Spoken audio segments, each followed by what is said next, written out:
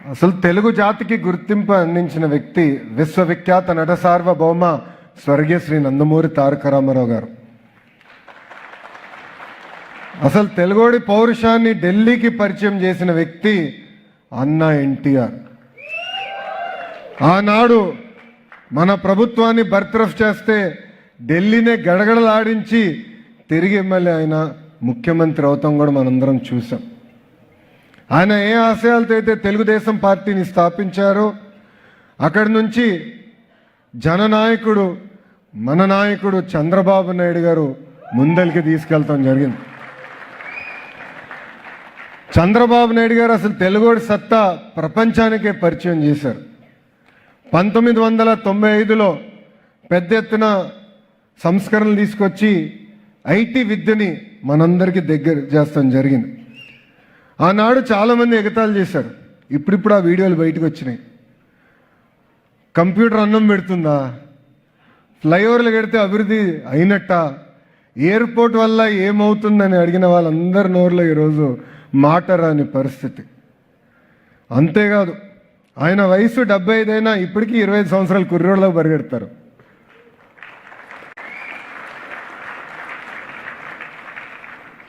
ఆయన మినిస్ట్రీలో చాలామంది యువకులున్నాం, ఇప్పటికీ ఆయన స్పీడ్ మేము అందుకోలేకపోతున్నాం.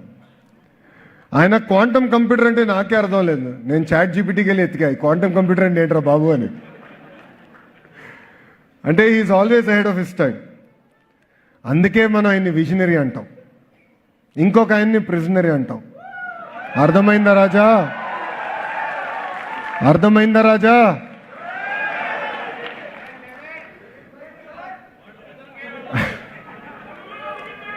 చాలా మంది మిమ్మల్ని ఎన్ఆర్ఐలు అంటారు, నేను మటుకు ఎంఆర్ఐ అంట, అంటే మోస్ట్ రిలయబుల్ ఇండియన్స్. సముద్రం దాటి వెళ్ళినా ఎప్పుడు మీ మనసు ఆంధ్ర వైపే ఉంటుంది. సొంత మాతృభూమిపై మీరుంటారు. ఆనాడు చంద్రబాబు నాయుడు గారిని అరెస్ట్ చేసినప్పుడు ఆస్ట్రేలియాలో ఉన్న ప్రతి సిటీలో తెలుగు వాళ్ళందరూ పెద్ద ఎత్తున బయటకు వచ్చి మీరు మా కుటుంబానికి అండగా నిలబడ్డారు. మీ అందరికీ అదొక చిన్న కార్యక్రమం అనిపించవచ్చు, నాకు కానివ్వండి మా కుటుంబానికి అది కొండంత బలమైంది. నేను ఎంత చెప్పినా తక్కువే. నా ఇప్పుడు కూడా బాగా గుర్తు, బ్రహ్మి అని నన్ను అడిగింది, గౌరవంగా బతికే వాళ్ళం చూడు ఇలాంటి పరిస్థితి వచ్చింది, ఈ రాజకీయాలు మనకు అవసరమా అని అడిగింది. కానీ ఎప్పుడైతే మీరు అందరూ వచ్చి మాకు అండగా నిలబడ్డారు, హైదరాబాద్లో మీరు అందరూ చూస్తుంటారు గ్రాటిట్యూడ్ కాన్సర్ట్, 45,000 మంది వచ్చి ఆ రోజు మనకు అండగా నిలబడ్డారే, ఆ రోజే నేను చెప్పా బ్రహ్మనికి దిస్ ఈజ్ వర్త్ డూయింగ్. దీనివల్లనే ప్రజలకి మనం సేవ చేయాలి, ప్రజల దగ్గర మెప్పు పొందాలని చెప్పాను. అంతేకాదు 2024 ఎన్నికల్లో సొంత రాష్ట్రాన్ని కాపాడేదానికి ఇదేదో తెలుగుదేశం పార్టీ ఎన్నికల్లో, జనసేన ఎన్నికల్లో, లేదంటే భారతీయ జనతా పార్టీ ఎన్నికల్లాగా మీరు చూడలా, ఇది మీ సొంత ఎన్నికల్లాగా చూశారు. అంటే మీరే ఒక ఎమ్మెల్యేగా ఎంపీగా నిలబడితే ఎంత కష్టపడతారు, ఇక్కడ ఉన్న ప్రతి వ్యక్తి కష్టపడ్డారు. మీలో చాలామంది రవి గారు ఆనాడు పిలిపిస్తే పెద్ద ఎత్తున ఫోన్ కాల్స్ చేశారు. కొంతమంది 4,000 5,000 మందికి ఫోన్ కాల్స్ చేశారు.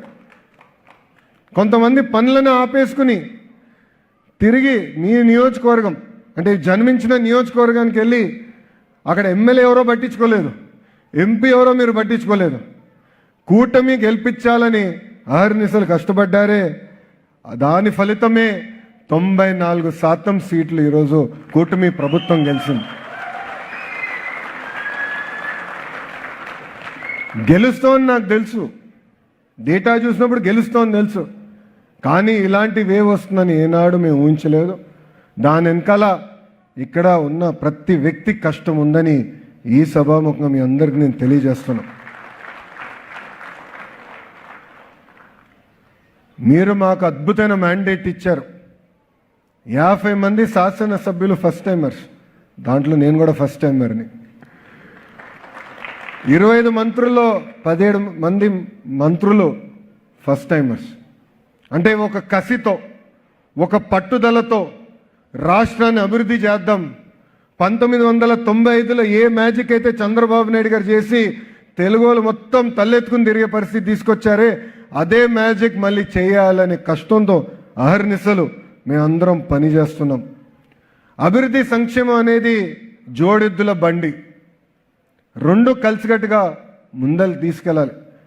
గత 16 నెలలు మీరు ఒక్కసారి చూస్తే ఏ రాష్ట్రానికి రాని విధంగా 10 లక్షల కోట్ల పెట్టుబడి ఒక్క ఆంధ్ర రాష్ట్రానికే సొంతమైంది. అభివృద్ధి వికేంద్రీకరణ అనేది కూటమి ప్రభుత్వ నినాదం. ఆనాడే చెప్పాం, ఒకే రాష్ట్రం ఒకే రాజధాని, కానీ అభివృద్ధి వికేంద్రీకరణ అనేది చేసి చూపిస్తాం. అందుకే మీరు చూస్తే అనంతపూర్ని ఒక ఆటోమోటివ్ హబ్గా, ఉత్తర అనంతపూర్ కర్నూలుని ఒక రెన్యూబుల్ ఎనర్జీ హబ్గా, ఎక్కడైతే లైమ్ స్టోన్ ఉందో పెద్ద ఎత్తున సిమెంట్ ఫ్యాక్టరీలు ప్రోత్సహిస్తాం కానివ్వండి. అదేవిధంగా చిత్తూరు కడపకు వచ్చేగల పెద్ద ఎత్తున ఎలక్ట్రానిక్స్ మ్యానుఫ్యాక్చరింగ్ హబ్గా, నెల్లూరు ఇప్పటికీ అద్భుతమైన పరిశ్రమలు వచ్చినాయి. ఏకంగా ఇప్పుడు ఒక రిఫైనరీ కూడా నెల్లూరుకి తీసుకురాబోతున్నాం. ప్రకాశం జిల్లాని సిబిజీ కంప్రెస్ బయోగ్యాస్ హబ్గా, కృష్ణా గుంటూరుని ఏకంగా క్వాంటమ్ కంప్యూటింగ్ వ్యాలీగా, ఉభయ గోదావరి జిల్లాలు ఆక్వాలో ఆల్రెడీ నంబర్ 1, వాళ్ళని కూడా పెద్ద ఎత్తున ప్రోత్సహించి అక్కడ కూడా డిఫెన్స్ పరిశ్రమలు తీసుకురావాలని కష్టపడుతున్నాం. కర్నూలుకి డ్రోన్ సిటీ ఇప్పటికీ ప్రకటించాం, పనులు కూడా మొదలు పెడుతున్నాం. ఇంకా ఉత్తరాంధ్ర గురించి నేను ఎంత చెప్పినా తక్కువే. మెడికల్ డివైసెస్ మ్యానుఫ్యాక్చరింగ్, ఒక ఫార్మా హబ్గా, ఒక స్టీల్ సిటీగా, ఇప్పుడు ఏకంగా డేటా సిటీగా తీర్చిదిద్దుతుంది మీ ప్రజాప్రభుత్వం.